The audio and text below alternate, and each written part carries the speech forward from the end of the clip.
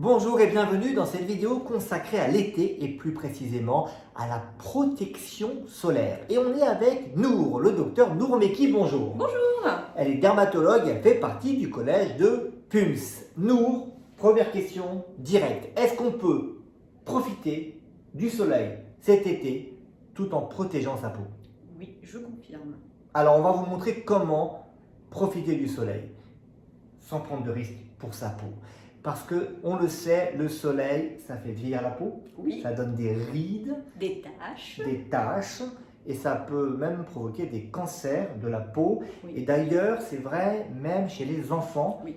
il y a un sondage récent qui nous dit que seuls 12% des parents ont conscience du fait qu'exposer ses enfants au soleil peut provoquer des pathologies, donc il faut protéger même les enfants. Très concrètement, comment on se protège du soleil cet été?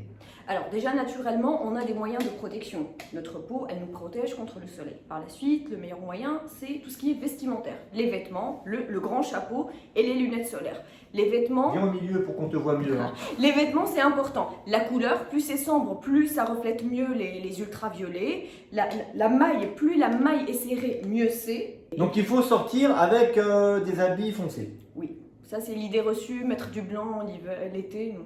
Bon. Foncé. Et un chapeau donc pour un gros protéger. chapeau qui protège tout le visage, la nuque et des lunettes solaires. Bon, on va quand même aller à la plage cet été. On va pas rester habillé toute la journée. Il y a des conseils à donner. Oui. Donc, certes, à la plage, on va pas être cagoulé. Oui, on va pas être cagoulé. Donc, on peut s'aider avec les écrans solaires qu'il faut appliquer sur les zones qui ne sont pas protégées par les vêtements. Alors, petit mode d'emploi parce qu'on n'y comprend pas grand-chose. Il y a marqué 50+. Là aussi 50+. Alors, comment on reconnaît une crème solaire adaptée? Alors, déjà, quand on voit maintenant le maximum, c'est 50+. Ça, c'est l'indice le plus fort.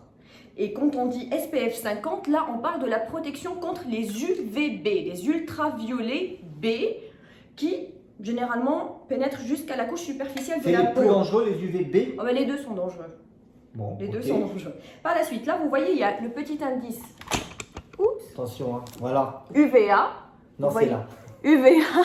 UVA entouré par un rang, ça veut dire que ça protège contre les ultraviolets A qui pénètrent plus dans les couches profondes de la peau et c'est eux qui généralement provoquent les anomalies au niveau de notre ADN. Donc il faut 50+ pour être totalement protégé, on va dire ce que ça veut dire total, et c'est marqué BA parce qu'on peut avoir 50 et que ça soit que UVB. Voilà. Okay. Et par la suite, il y a les filtres. On a ce qu'on appelle des filtres chimiques et des filtres minéraux, parce que ça dépend du mécanisme. Les filtres chimiques absorbent la lumière et les filtres minéraux reflètent la lumière. Pour les enfants, il faut que des filtres minéraux, alors que chez les adultes, que ce soit l'un, que ce soit l'autre, c'est pareil. C'est quoi la différence au toucher, à la texture? Alors, les filtres minéraux, ils sont blancs, c'est la texture que généralement, nous, les adultes, on n'apprécie pas, mais ils protègent très très bien et c'est les seuls qu'on a le droit de mettre chez les enfants. Donc ces filtres minéraux, on peut les mettre chez les enfants et les adultes, les chimiques. Mais ça donne un teint un peu givré, enfin Voilà. pas qu'on est givré, mais un peu blanchâtre. Blanchâtre. Et donc pour les adultes, si vous ne voulez pas ce teint, vous pouvez prendre avec des filtres chimiques. C'est ça. Alors, dans les écrans solaires, il y a plusieurs, ce qu'on appelle nous des galéniques. Il y a les laits, les crèmes et les sprays. Donc les sprays, c'est comme ça, vous voyez. Là, voilà. Il y a celui-là. Ça aussi, c'est un spray, mais celui-là, il est plus liquide. Ouais, ça, c'est un lait. Et il y a les crèmes, les petits tubes. Généralement, les crèmes, c'est pour le visage. Le lait et les sprays, c'est pour le corps. Moi, personnellement, je préfère le lait parce qu'on peut moduler l'application. Là, je ne sais pas ce que je suis en train d'appliquer. Sachant, on dit qu'il faut 2 mg par cm² pour être bien protégé. On ne va pas aller avec une balance. Voilà. Généralement, pour le visage, il faut remplir les 2 doigts avec l'écran solaire. Ça fait la surface d'un visage. D'accord. Et pour le corps Pour le corps, on dit à peu près 1 cuillère à café par membre.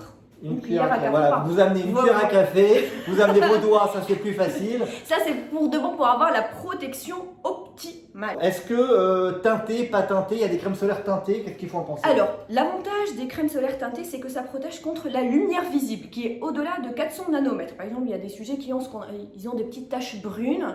Là, il faut des écrans solaires qui protègent contre cette lumière visible. Sinon, ils auront toujours des taches brunes. Mais quelqu'un qui n'a pas de problème de ce genre au niveau de la peau, il peut se limiter éviter à des filtres chimiques ou minéraux, pas la peine que ça soit un teint de Donc gris. le mieux du mieux, ce qu'on comprend, c'est 50 avec UVA, UVB, Oui, contre UVA, UVB et teinté. Et là, vous avez le top du top. c'est ça. Si vous voulez protéger votre peau, vous savez ce qu'il faut faire et c'est très important. Est-ce que ce sont les coups de soleil qui donnent des cancers et des maladies? Alors les deux. Il y a deux manières de développer les cancers, si j'ose dire. Donc il y a les coups de soleil, c'est des expositions courtes mais intenses. Ça peut provoquer des mélanomes. D'accord. Alors, et par la suite, nous, on a ce qu'on appelle un capital soleil.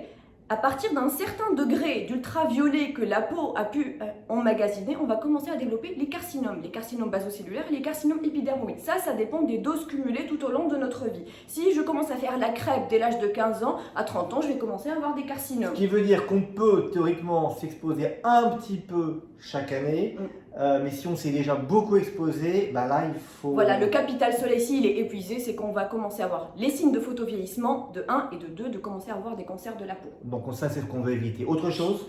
Autre chose, la photoprotection, déjà, il y a des sujets à risque, j'insiste, les enfants. Les enfants, c'est une durée limitée le soleil. Bien les protéger avec des vêtements, le chapeau et les lunettes et l'écran à filtres minéraux. Et les sujets qui sont plus clairs, par exemple Boris, il est plus clair que moi. Si, t'as les yeux bleus, généralement plus on est clair de peau, les roux, les blancs, il faut qu'ils se protègent plus. Quelqu'un qui a la peau qui est foncée, il a de meilleurs moyens naturels de se défendre. Il doit mettre de la crème quand même? Pas? Oui. Bon Oui. bah voilà, la réponse est claire. Tous à la crème cet été. Et puis on vous souhaite d'excellentes vacances. Merci beaucoup Bonnes Nour. vacances. N'oubliez pas de vous abonner à notre chaîne YouTube Pums. Et vous verrez Nour et tout le collège d'experts pour plein de conseils pour une meilleure santé. À très vite. Des infos et des conseils 100% fiables, abonnez-vous à Pulse. C'est sur YouTube.